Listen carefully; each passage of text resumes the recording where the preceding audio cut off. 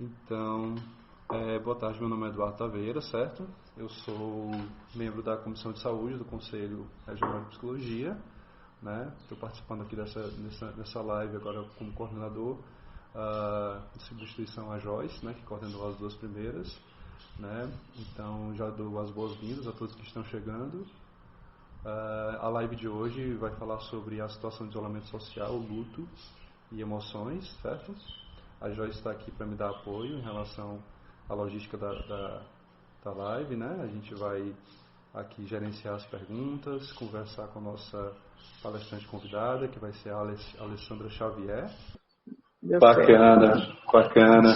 Então, Alessandra, é muito bom ter você aqui, certo? Muito obrigado por ter aceitado o convite, né? Com o prazer que a gente tem esse momento, essa conversa. Agradecemos muito a sua participação, né? Porque a gente tem que contar com os recursos que temos disponíveis uns aos outros, inclusive nesse momento tão delicado, né? E a psicologia, ela tem aprendido muito nesse momento atual. Eu não gostaria de dirigir muito a sua fala, eu gostaria que você ficasse à vontade para falar como você se preparou sobre o tema, certo? Mas eu desde já fico pensando um pouco sobre essa questão que a gente vem fazer aqui. Por exemplo, fiquei pensando, né? Já faz quase um mês que o governador fez o pronunciamento dele falando sobre o aumento das atividades dos serviços não essenciais, né? Então já faz mais de um mês, né, se a gente considerar a situação de apreensão que nós vivíamos já anterior a esse pronunciamento dele, né? Já faz mais de um mês que nós estamos nesse estado de preocupação generalizado, né? Que se espalhou, inclusive, até mais rápido do que o próprio coronavírus aqui no Ceará, né? Pelo bem ou pelo mal, né? Então, assim, muito efeito produziu esse estado de isolamento na nossa sociedade, né? Então, a gente agora, nesse momento, já há quase um mês, já temos uma certa visão do que está acontecendo, né? Diferentemente de alguns pronunciamentos que foram feitos, alguns especialistas que falaram no começo de como seria, etc. A gente já tem uma certa vivência do que está de fato acontecendo, né? E aí eu gostaria também de ouvir um pouco você para me falar um pouco também sobre como você já tem aprendido com isso, né? Como é que está esse estado psicológico, né? As emoções, o luto que é vivenciado, as perdas que são enfrentadas nesse momento, tanto de pessoas, quanto de atividades, quanto de ideais, quanto de planos e etc, né? Tá bom? Então, mais uma vez, muito bem-vinda e eu passo a palavra para você, tá bom? Fique à vontade. Muitíssimo obrigada. Eu quero agradecer muito ao convite do CRP11. Quero parabenizar também a gestão, a iniciativa. Eu concordo contigo, acho que esse é um momento onde a gente está se dando conta que o maior patrimônio que a gente tem somos uns aos outros, né? Nosso maior patrimônio é uns aos outros, é isso uma das grandes fortalezas. E estamos nos deparando também com uma das questões mais valiosas, que é o olhar sobre a nossa saúde mental, e percebermos que esse é um dos maiores recursos que a gente tem e que é o recurso garantidor para a gente poder sobreviver a tudo isso. Quero agradecer a cada um que está aqui, né? Estou vendo pessoas muito queridas, referências da psicologia. Então, meu muitíssimo obrigada em meio a tantas opções, vocês estarem aqui para a gente conversar um pouco sobre essas temáticas, eu acho que é muito valioso. Embora algumas pessoas façam críticas às lives e tal, eu acho que para essa situação de isolamento e de luto, a live tem uma questão importantíssima que é assim, a existência e a confirmação de uma pessoa em tempo real, ela é algo muito importante para a nossa saúde mental, né? Então é diferente de você ver um vídeo que foi gravado, que foi passado, e você assistir a uma live. Então, essa live, ela faz uma pontuação importante, que é algo que eu vou falar a respeito disso, da necessidade da gente confirmar que tem um outro e um outro existente em tempo real com quem a gente pode contar, né? Então, eu organizei a minha fala pensando em elaborar questões em relação ao luto, partindo tanto de questões, né, que eu venho trabalhando, né, e pensamento próprio, mas também a partir daquilo que o Freud colocou em Luto e Melancolia, através das contribuições da Elizabeth Kubler-Ross e das questões do Bowlby, né, do John Bowlby, em relação à questão da perda. Então, eu articulei coisas em relação a esses pontos para a gente poder pensar.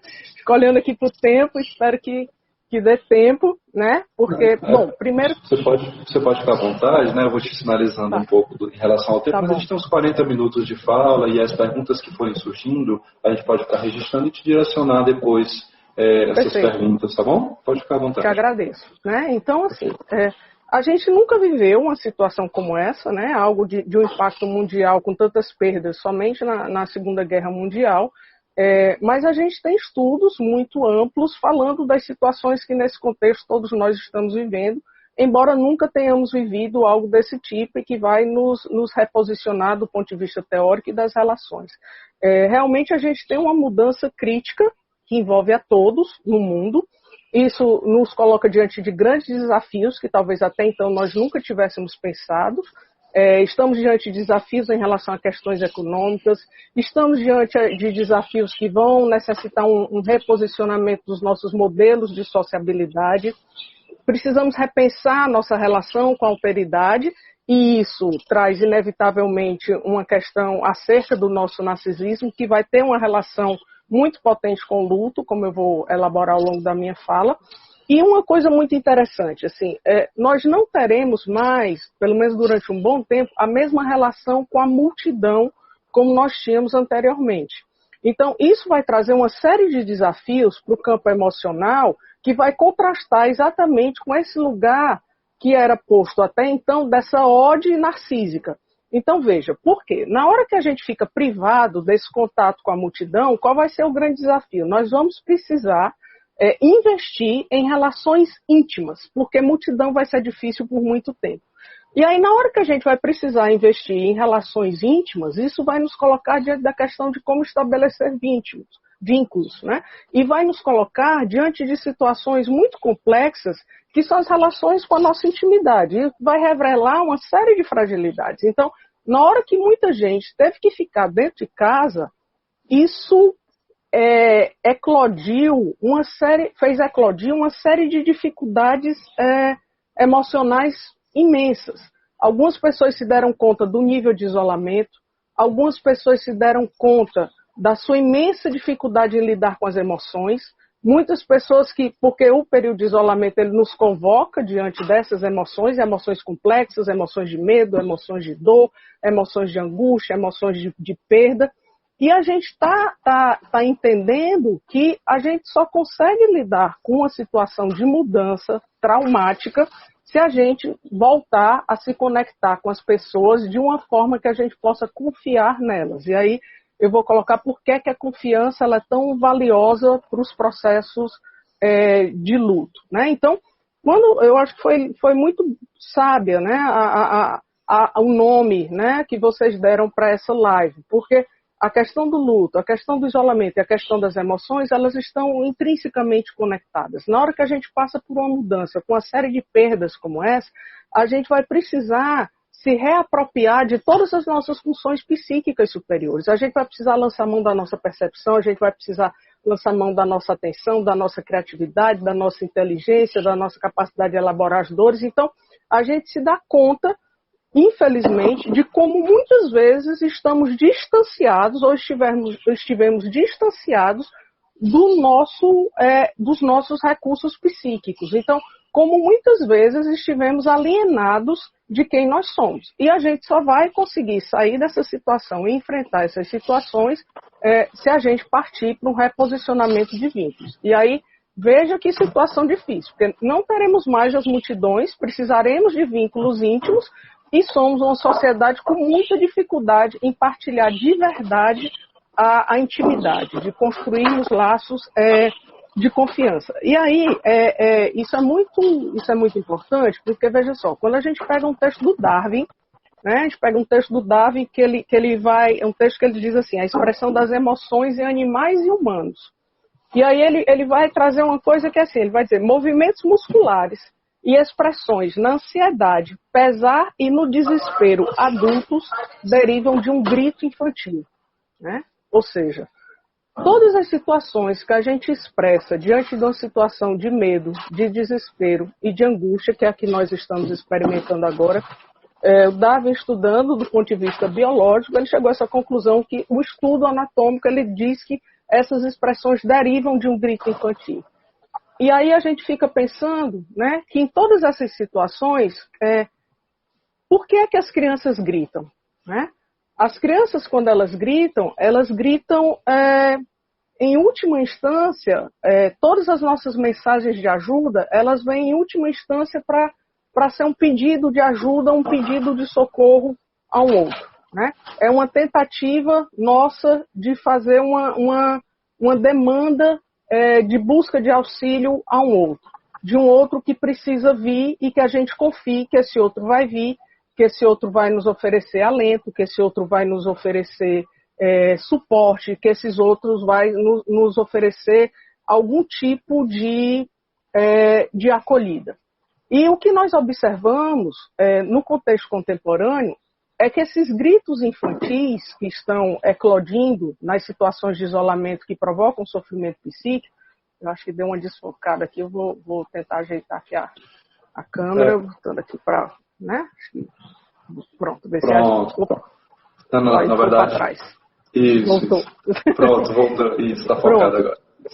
E aí é muito interessante, porque a Ellen Deutsch, ela vai fazer um comentário muito interessante em relação a pessoas que tiveram dificuldades e que passaram por perdas emocionais na infância, e que essas pessoas que passaram por perdas emocionais na infância, elas construíram uma forma de defesa que é como uma concha protetiva na vida adulta.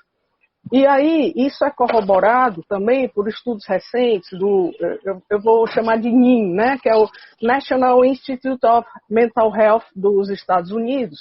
E eles fizeram uma pesquisa ampla com pais e com pessoas que acompanhavam crianças, adolescentes em sofrimento a longo prazo e fizeram investigação sobre esses processos de luto, né? E aí eles constataram, né, que os processos depressivos adultos e as dificuldades de lidar com as emoções como essas, de luto, de perda, estão diretamente vinculadas à forma como as experiências emocionais elas foram vivenciadas na infância.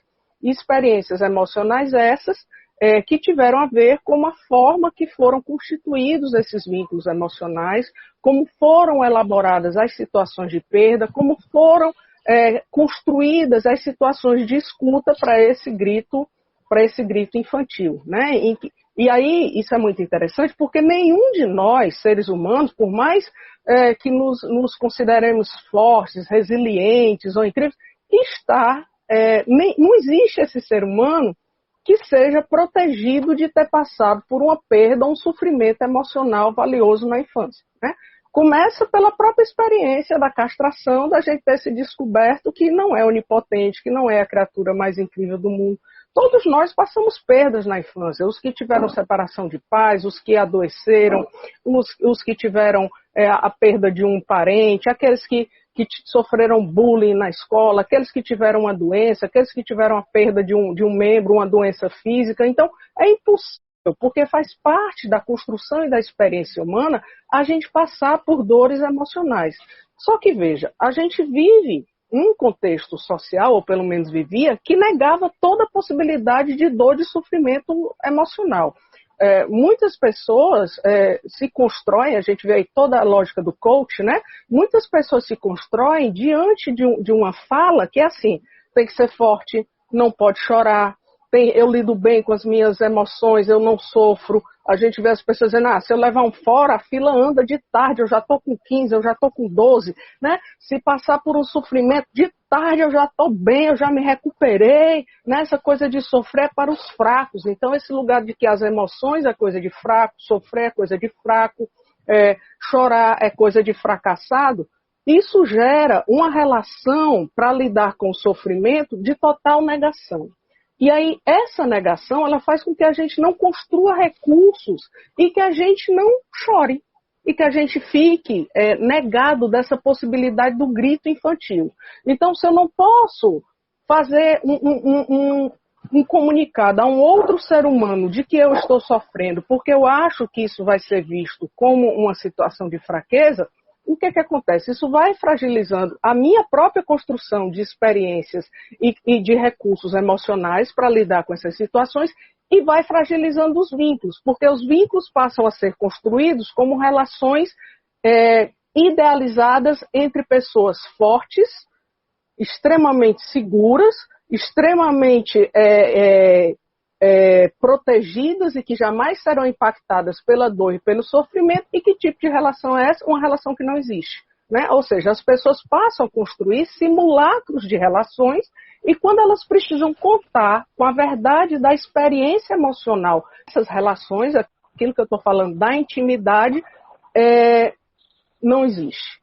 Se depara com imenso sofrimento porque vê como aquilo é falso e como aquilo é pequeno. Então, dentro desse contexto dos super incríveis e dos fortes, a gente vê pessoas que aparentemente dizem que têm uma relação de serem muito fortes diante das emoções, que não sofrem, mas esse sofrimento acaba saindo de outras formas. Então a gente vê pessoas que dizem que elaboram as suas dores de uma forma muito segura e muito competente, mas aí isso se manifesta em insônia, se manifesta em cefaleia, se manifesta em problemas gástricos, se manifesta em uma série de outros sintomas físicos que a pessoa não acha que tem nenhuma relação com as questões emocionais, mas tem. Né? E aí a gente vê que são pessoas que fogem de relações íntimas, são pessoas que vivem um contexto de anestesia emocional, são pessoas que se configuram de uma forma embrutecida e que passam a reagir diante de qualquer experiência emocional que volta a colocar em contato com essas dores emocionais infantis. Essas pessoas vão reagir como? De forma irritada, ou de uma maneira grosseira, ou de uma maneira apática, ou de forma a negar. Então, muito dessa negação que a gente está vendo hoje tem uma relação com essa construção da forma como a gente, indivíduo e cultura, teve apoio ou teve suporte para poder lidar com as questões emocionais. Então, boa parte das pessoas passou por situações emocionais dramáticas, profundas e complexas e não teve suporte de adulto que validasse as suas experiências emocionais. E isso fez com que criasse um certo embrutecimento e uma proteção diante das emoções que agora essa blindagem está vindo abaixo pelo impacto maciço de uma realidade diante da qual esses mecanismos não funcionam mais. Né? Então, assim, o luto, quando ele é mal elaborado, essas perdas, e quando a gente está falando aqui de luto, eu quero deixar bem claro que é um luto numa abordagem ampla, que envolve não somente a perda de um ente querido, mas que envolve perdas de ideais, como você falou, perdas de projetos, perdas de sonho, perdas de referências que a gente tinha, situações que envolvem a relação da gente com a perda e situações que envolvem a relação da gente com a incompletude. Então, quando a gente observa as consequências patológicas, digamos assim, do luto, um luto mal elaborado, uma perda mal elaborada, e a gente vai já colocar o que é que a gente precisa para elaborar direito uma perda, né? O que é que a gente observa? Primeiro, algo muito importante é a gente entender que tem uma parte nossa que identifica o que a gente está perdendo.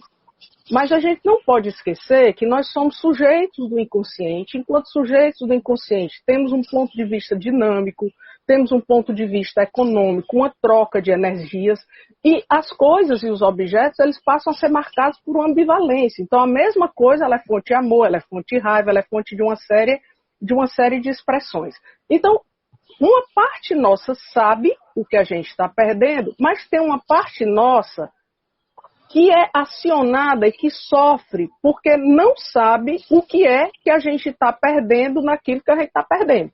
Né? Então, assim, na verdade, aí é o Freud lá em Luto e Melancolia, quando ele diz o seguinte, a gente não sabe o que é que a gente está perdendo quando a gente está perdendo alguma coisa. E isso é o que vai diferenciar o luto da melancolia, né, que a gente pode aproximar de um quadro de depressão grave. Então, às vezes a gente tem ideia do que a gente está perdendo, mas junto com isso, essas perdas arrastam outras perdas que a gente não tem ideia do que é que está sendo movido nesse processo. Então, as pessoas estão chorando porque estão em casa, tem gente que está chorando por conta do isolamento, mas tem gente que está aproveitando que eu digo não conscientemente, porque essas dores estão arrastando uma série de outras dores. Então, essas dores de agora estão arrastando, estão descarrilhando dores adormecidas há muito tempo. E dores adormecidas desses gritos infantis, dores adormecidas que foram silenciadas, dores adormecidas que foram atropeladas, dores que foram silenciadas por um processo de racionalização, por um processo de precarização das relações de trabalho, que dizem que não é possível dedicar tempo para o sofrimento, por um processo de precarização das relações afetivas, que diz que você tem que ser poderoso, suficiente, autossuficiente, né? Que tudo passa, que o sofrimento é um fracasso, só sofrem os fracos e os que não têm força suficiente. Então a gente está vendo a idiotice disso na hora que a gente se depara com a nossa condição humana.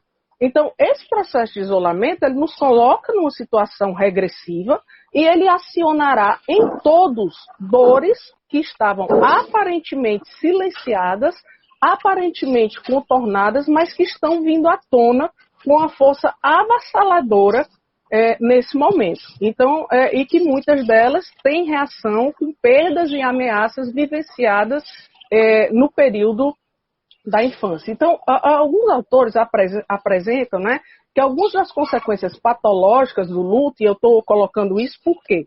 Porque essa história do isolamento, a gente está vendo consequências agora, mas a gente vai ver consequências disso por muitos e muitos anos à frente, né? Parecido com o que o pessoal da Clínica do Testemunho começou a ouvir há pouco tempo do pessoal que esteve em situação de Auschwitz, do que em São Paulo estão trabalhando com a escuta de pessoas que passaram pela ditadura. Então, essa situação de luto que nós estamos vivendo agora, ela ainda vai repercutir no imaginário e nas referências simbólicas por muito tempo, e nós, enquanto psicólogos, né, e falo para os profissionais, a gente vai ter que se preparar muito para trabalhar com as questões de luto e com as consequências disso. Então, por isso que eu trouxe, né, essas questões. Então, as consequências patológicas... Então, Alessandra, eu até me lembro, inclusive, do que o próprio Freud falava em relação ao que ele faz na segunda tópica, né? Quando ele estuda a pulsão de morte, ele vai fazer essas considerações justamente por conta das neuroses de guerra, né? Então, assim, a gente sabe que os efeitos que uma determinada experiência tem sobre o psiquismo, eles só são compreendidos a posteriori. Então, realmente, a gente está no momento da experiência, né? Então, sabe-se lá o que é que vai acontecer depois, né? Como é que vai ser esse processo de elaboração do que foi perdido nesse período, né? Sim, e aí, como muitas vezes a gente tem essa lógica do a posteriori, porque o tempo psíquico ele opera em outra lógica, então a gente tem muita gente agora que está atualizando no período de quarentena, que está se sentindo isolado, que está se sentindo desamparado, desamparos e isolamentos da sua vida infantil. Né? Então, esse período de agora, ele pode estar arrastando e atualizando ansiedades, inseguranças vivenciadas há muito tempo. Por isso que a gente vê alguns pais que não estão conseguindo ficar no lugar de adulto, estão degladiando com os meninos como se tivesse todo mundo na mesma idade, porque está tão inseguro, desesperado quanto os próprios filhos. Né? Então, algumas consequências patológicas do luto a gente tem um anseio inconsciente pela pessoa perdida. Então, pessoas em luto patológico, elas ficam acreditando que a pessoa ela vai retornar, né? O Bowlby até chama a atenção a um processo que é chamado de mumificação, ou seja, aquelas pessoas que quando perdem um ente querido deixam o quarto do mesmo jeito que estava, não mexe em nada, mantendo uma fantasia igual os egípcios achavam que aquela pessoa iria retornar dos mortos.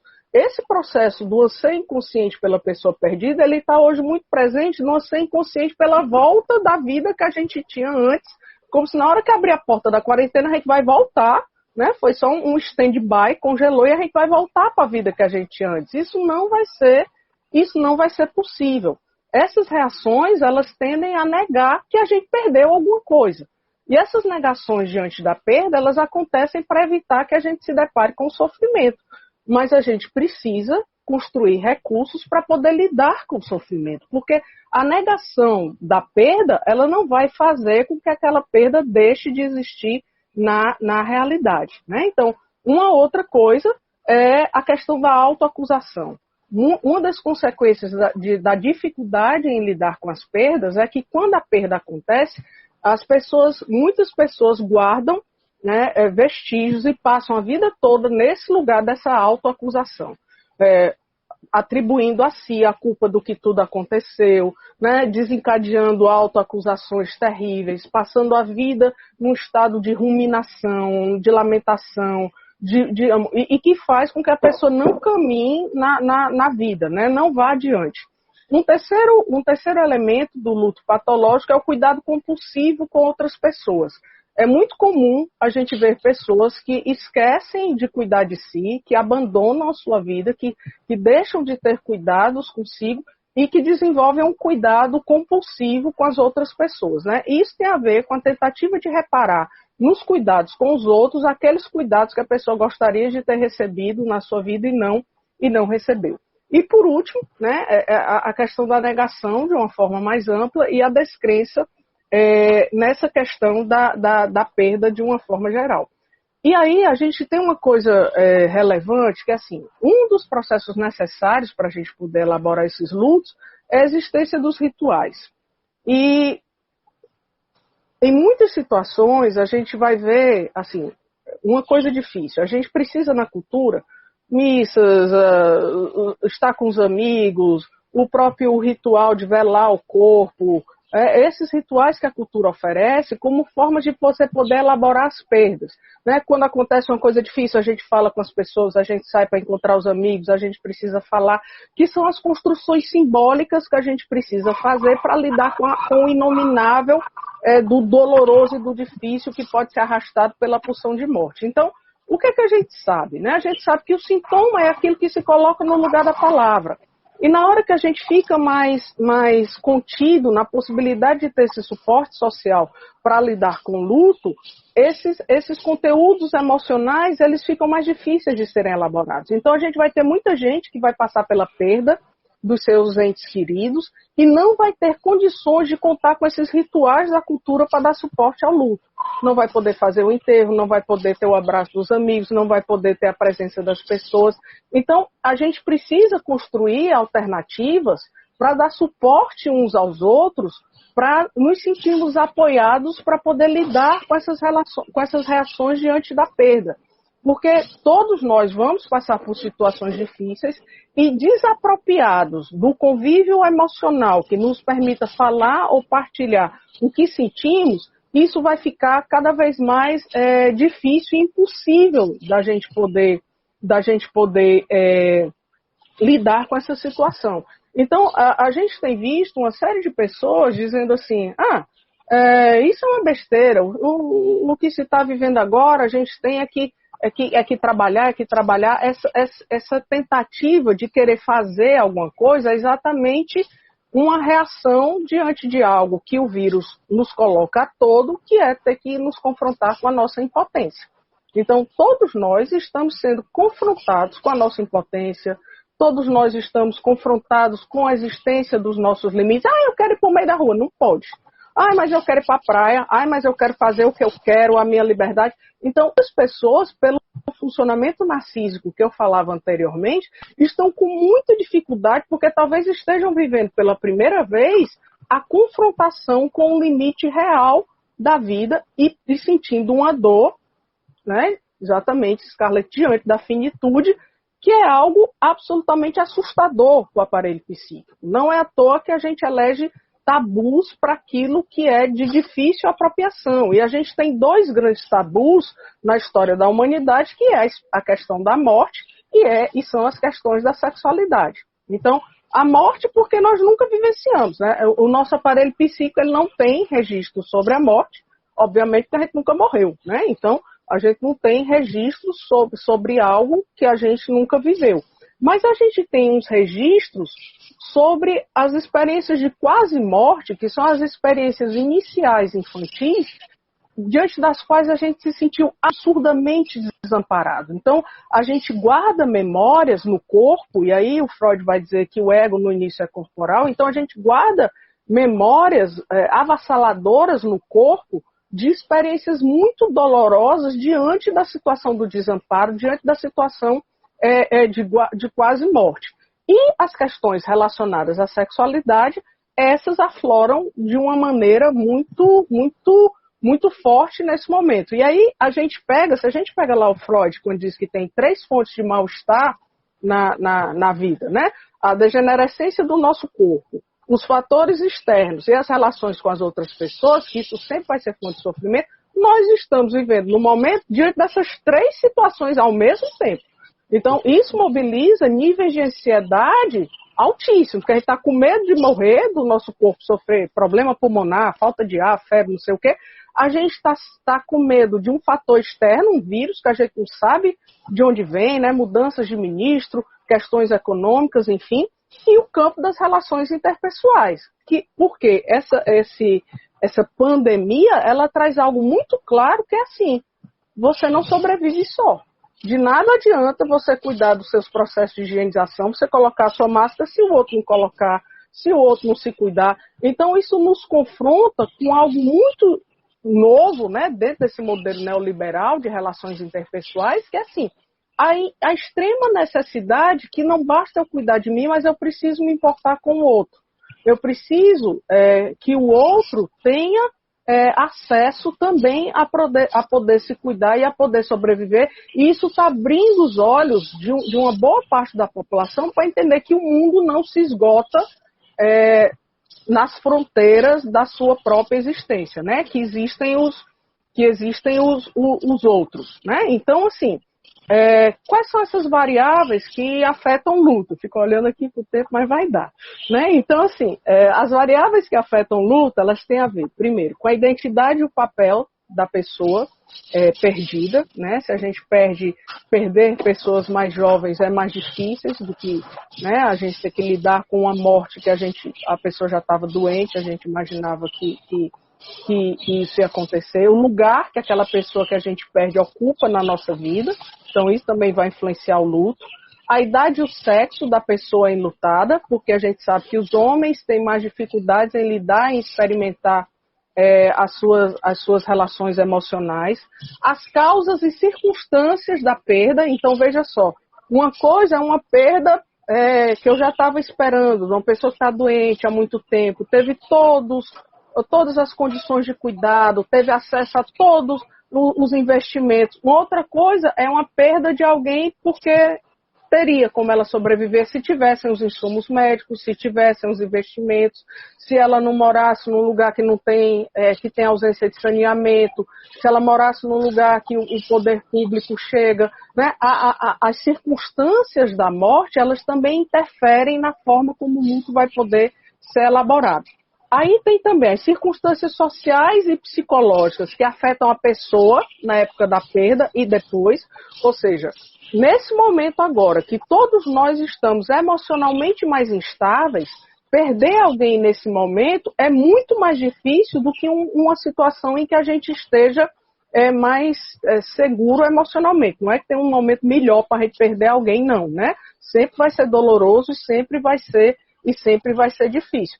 Porque nós estamos em isolamento, né? Assim, olha, o governo fez um programa pensando no bem-estar das pessoas, viu que todo mundo estava trabalhando demais e deu 3 meses de período sabático para as pessoas descansarem na sua residência. Então, não é isso. Muitas pessoas estão em situações de home office tão ou mais desgastante quanto no contexto real.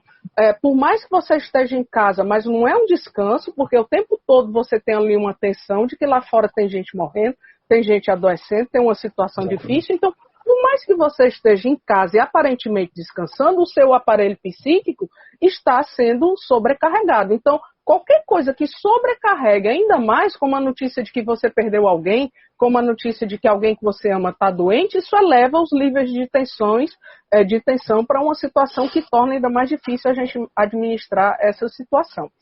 E aí, ainda tem mais um outro aspecto, que é a personalidade do enlutado e sua capacidade de estabelecer relações amorosas e reagir a situações estressantes. Então, esse ponto ele é extremamente delicado no contexto em que a gente vive. Por quê? Porque nós, e aí falando de uma forma geral, nós enquanto seres humanos, no contexto contemporâneo de 2020, né, basta que a gente pega lá Zygmunt Bauman, Amor Líquido, todas as análises sobre as relações sociológicas e psicanalíticas no contexto contemporâneo, e a gente observa como está difícil hoje em dia a gente construir relações de confiança e relações consistentes e sólidas que a gente confie que sejam relações amorosas que nos deem suporte para viver diante de situações estressantes. Então, a gente está mais vulnerável diante disso, né? A gente fica mais vulnerável diante disso E é isso que faz com que uma situação de luto, por exemplo, ela possa ser mal elaborada e ela caminhe para uma melancolia. Porque, se eu tiver tempo, eu vou falar do Freud, né? Mas só dando alguma pista antes, né? O Freud ele vai colocar, por exemplo, que no luto a gente não tem perda da autoestima. O luto é algo que não afeta a visão que a gente tem sobre nós mesmos. Mas na melancolia é diferente. Na melancolia, a perda, ela arrasta uma parte nossa. Então, na melancolia, existe um grande sofrimento e uma grande perda que ataca a visão que a gente tem de nós mesmos. Porque o que é que acontece na melancolia? Na perda daquele objeto, a gente perdeu uma parte da gente mesmo.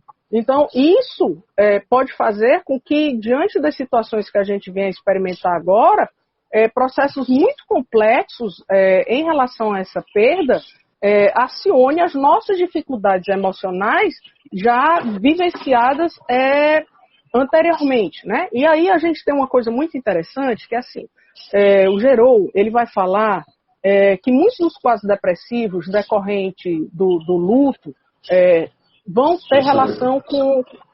Desculpa te interromper, só para a gente já ir finalizando um pouco a fala, porque a gente não tem as perguntas, né? Mas pode ficar voltar aqui depois de um tempinho. Isso. Vale, meu Deus. Comentar um pouco as perguntas. Mas tá fica à vontade. Aí, então... o tempo que sobrar no final, eu peço para que você complemente com o que faltou, por gentileza. Tá bom, então eu vou correr aqui, porque tem um monte de coisa, mas enfim. Só que ele vai falar da questão da fome de amor na infância, né? Da fixação nessa mãe, dessa incapacidade de perdoar essa mãe pela separação, e aí entra a questão da castração, que tem a ver com o que a Maria Rita Kell vai dizer que o depressivo é aquele que tem dificuldade de lidar com a castração. E aí ele vai falar que a perda ela vai mobilizar tanto a ansiedade de reparação e agressão, como uma tentativa de poder trazer a reunião com aquela pessoa que você perdeu anteriormente. E isso, né, aí é um ponto que eu queria colocar muito forte, é que assim, essa perda súbita, ela abala a capacidade de confiar. Então, quando a gente tem uma perda súbita na infância e que a gente não recebeu os cuidados adequados, a gente constrói essa concha, essa crosta para se proteger de qualquer vinculação posterior. Só que essa proteção ela vai abalar exatamente a possibilidade da gente construir vínculos e de confiar. Aí qual é a encruzilhada que a gente fica? A encruzilhada que a gente fica é que isso vai ter efeitos nas relações de solidariedade e na fragilidade em relação ao confiar. Ou seja, aquele que perde, que era quem precisava mais receber suporte, quando ele entra nesse modo de recusar a aproximação e o vínculo exatamente porque perdeu e porque acha que não pode voltar a confiar pelo medo de perder de novo, ele nega essa possibilidade de ajuda e de um vínculo. Aí a gente pode ter crises no modelo de sociabilidade muito amplos, como os que a gente já via, né? Assim, porque isso deflagra tanto condutas em relação a questionar a lei, não condutas antissociais, que estão relacionadas com essas situações de perda, né? E condutas no campo da de autoviolência. Dá tempo, será, de eu falar do luto saudável ou a gente deixa para o final? Acho que a gente pode passar um pouco para as perguntas só por cima, e aí o tempo que restar no final, a gente pode retomar esse ponto que faltou. O que você acha? Tá. Tudo bem, teria o Freud, teria o luto saudável, mais 3 dias de conversa, mas tudo bem. Exato. Desculpa, exato. Gente, falo demais. Não, que é isso. Todas as suas contribuições estão sendo excelentes aqui. Eu estou me coçando, inclusive, para poder fazer comentário, porque eu estou adorando o que você está falando. Inclusive, a gente pode até pensar em alguma outra oportunidade para debater um pouco mais sobre cada um desses pontos. Mas vamos lá. Então, a gente recebeu aqui, acho que do César, não é isso? Estamos vivendo uma geração de pessoas de emoções de vidro, como se fossem concreto, ele fala, né? Já não é uma manifestação sintomática do próprio sofrimento? Sim. É isso aí. Da dor e do sofrimento. Sim.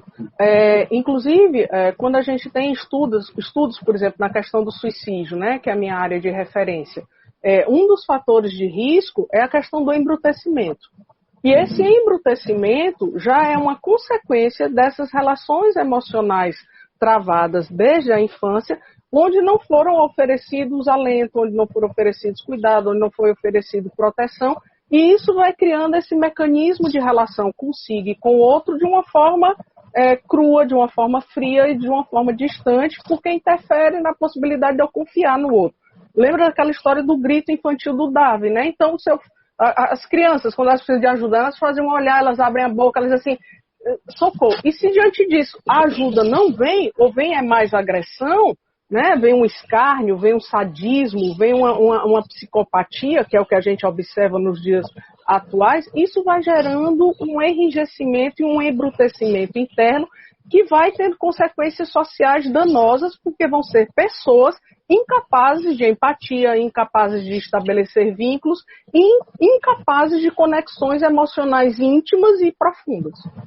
Uhum. Certo. Uma outra pergunta, né? Como trabalhar a somatização nos casos de perdas mal elaboradas? Perfeito.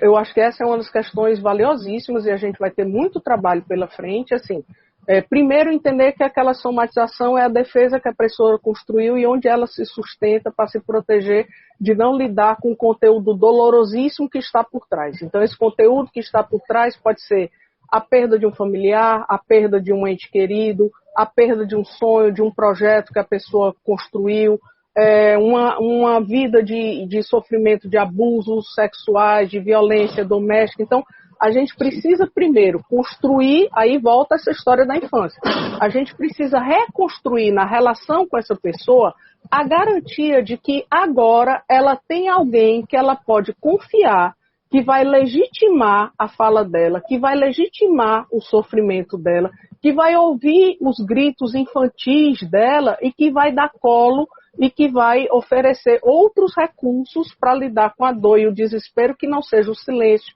que não seja a indiferença, que não seja a agressão.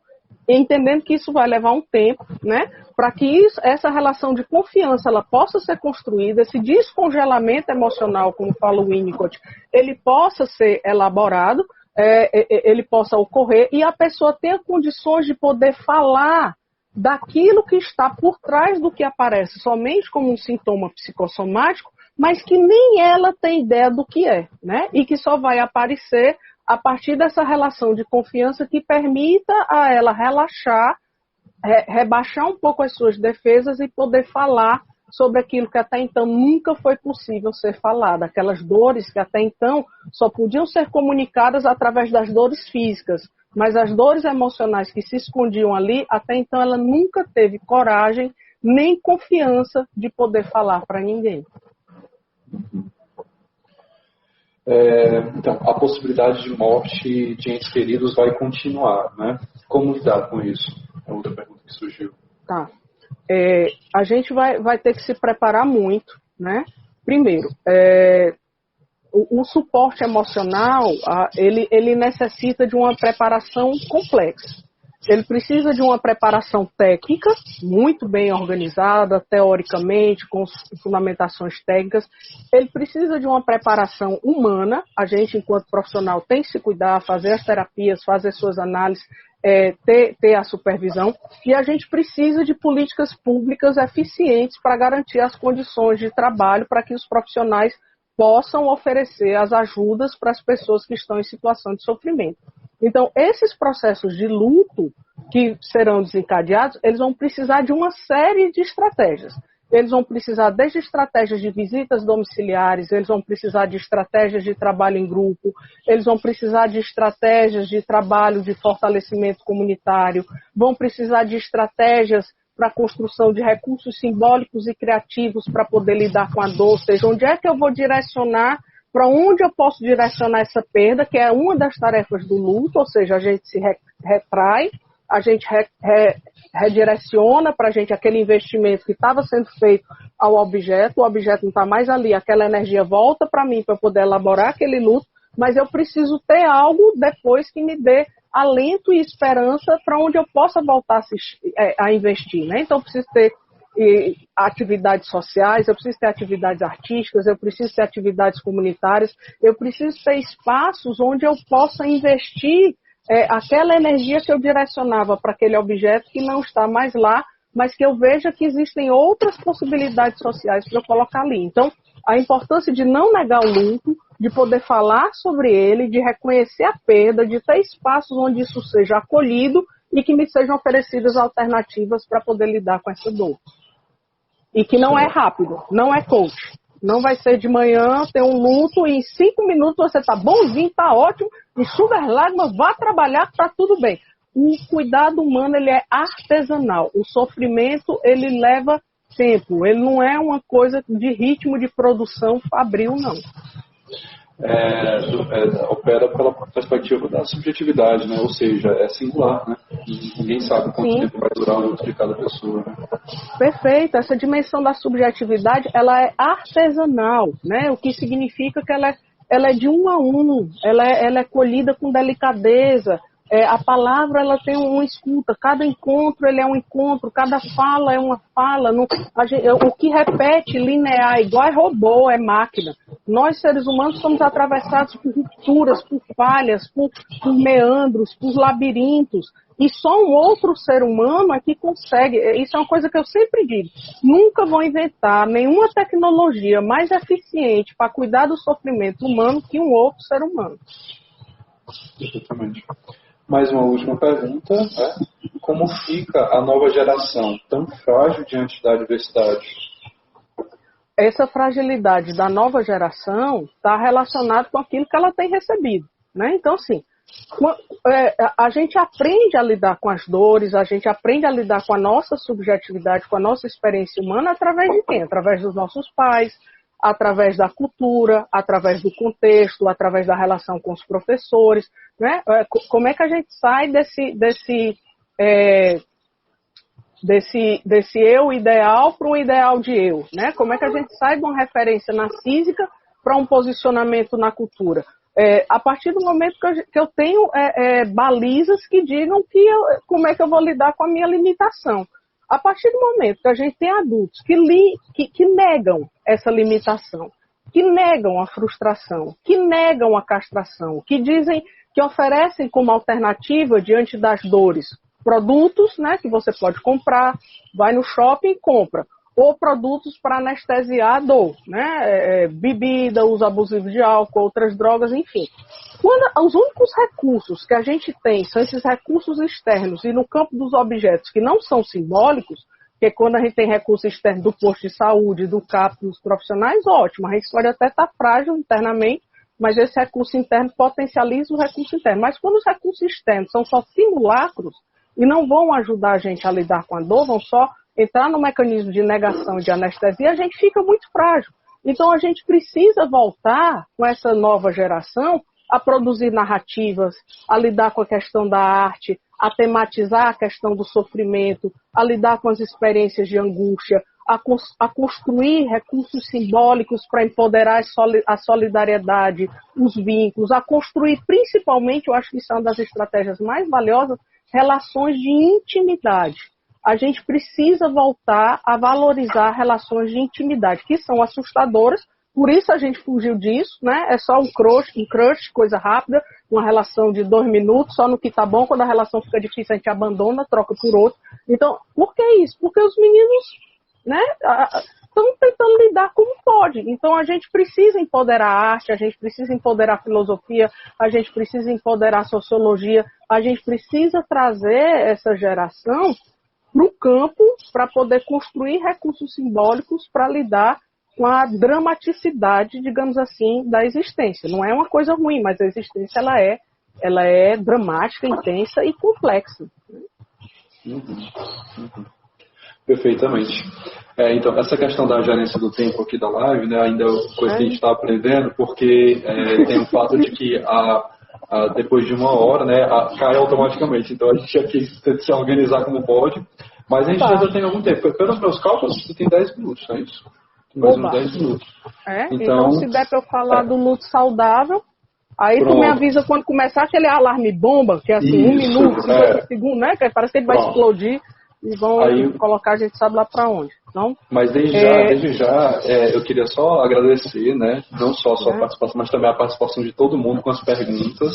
Muitíssimo obrigado, Alessandra, pelas suas colocações. Muitíssimo obrigado, pessoal, aí pelas provocações, pelas dúvidas, pelo debate, né.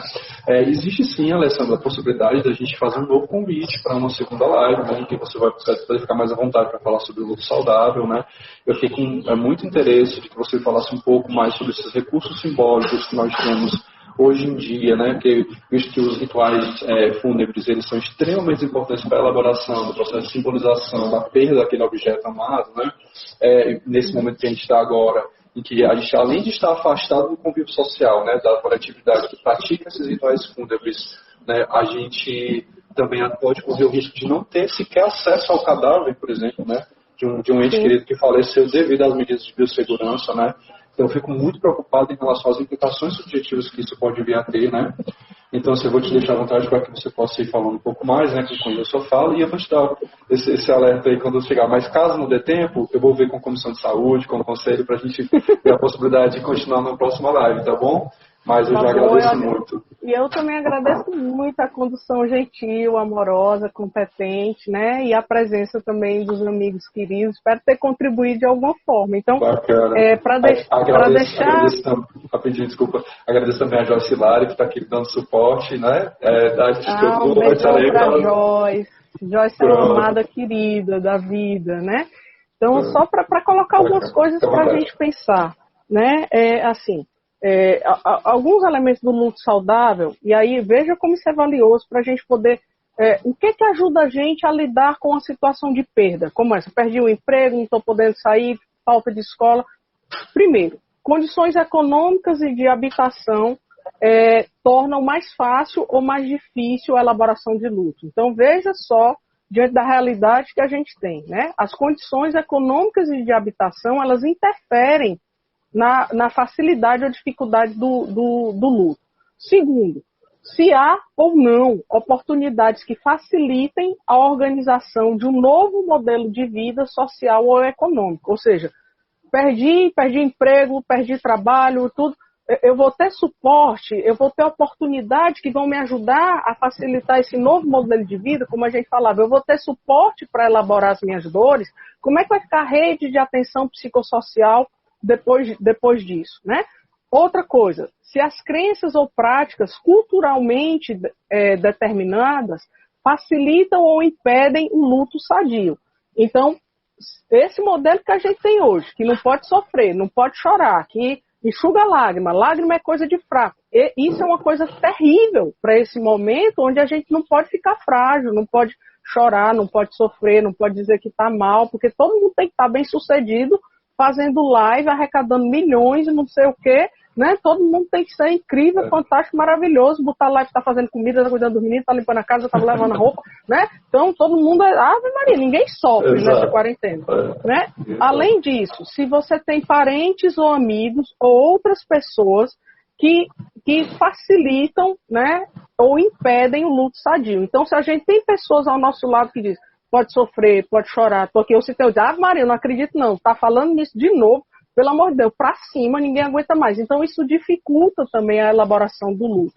Além disso, alguém que recebeu cuidado, apego, proteção, que se percebe digno de amor e de estado de valor, que teve seus desejos de amor, de cuidado e de proteção respeitados e satisfeitos ao longo da sua vida, que isso possibilitou que a pessoa construísse relações afetivas, dignas de confiança na adolescência e na vida adulta. Isso vai permitir que essa pessoa lide no luto de uma forma mais saudável, porque ela não vai se fazer autoacusações inadequadas, ela vai reorganizar a vida com a sensação, né, da pessoa perdida, se tiver sido uma pessoa perdida, mas aquela pessoa perdida vai estar dentro dela como uma presença forte, valiosa e protetiva. Então, nesse momento, o importante para a gente pensar nas crianças e nos adolescentes, os adultos precisam oferecer cuidado, apego, proteção, lidar com as crianças e os adolescentes, ajudando a favorecer uma imagem digna de si,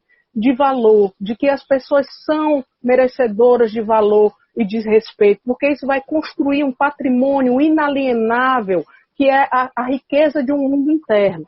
Quando o mundo externo está pegando fogo, a gente precisa ter essa construção desse mundo interno para poder voltar, que é ele que vai dar confiança, ele que vai sustentar a esperança, ele que vai sustentar a criatividade, para a gente poder ter recursos de voltar para lidar com as coisas difíceis. Só que esse mundo interno ele não é biológico, ele não é inato, ele não é hereditário, ele vai ser construído a partir dessas experiências de cuidado, de amor, de proteção, de trocas emocionais, de confiança, de reconhecimento que a gente pode ser frágil, de reconhecimento que a gente pode sofrer, de reconhecimento que a gente pode passar por momentos difíceis e que mesmo assim a nossa dignidade está preservada, que a gente é alguém importante, que a gente é fonte de amor, de crença, e das melhores coisas em relação, né, às nossas experiências de vida.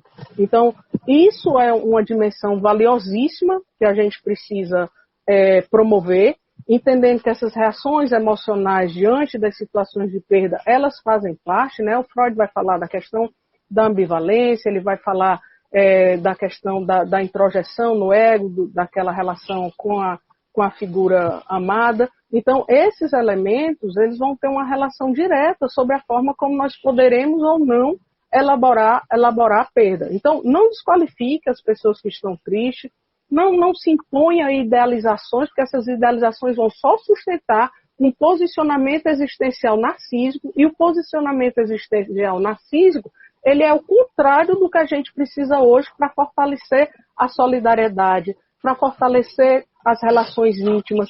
Imagine, se eu tenho um modo de funcionamento narcísico, que é o que impede a alteridade e leva a um isolamento, e se hoje eu vou precisar ter um fortalecimento, que essa é uma das coisas que eu tenho defendido, assim, a gente não vai ter muito acesso a muita multidão, então cada vez mais a gente vai ter a presença dos grupos de amigos, pequenos encontros, com relações íntimas.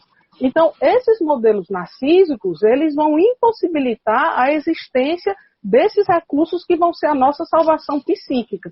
As relações íntimas, protetivas, seguras, mas que não vão ser em multidão, serão em pequenos grupos. E a gente só vai conseguir ter esses pequenos grupos, esse suporte emocional, se a gente for alguém que tenha empatia, solidariedade e relação com a alteridade. Temos 20 segundos restantes, só estou comunicando aqui. Então, obrigada, abraço, né? É isso, obrigado. A gente experimenta a frustração, nunca dá mesmo para falar tudo, nem que desse também eu teria para falar tudo, porque o tudo não existe. Um beijo para você, para cada um. É um prazer. Muito obrigada.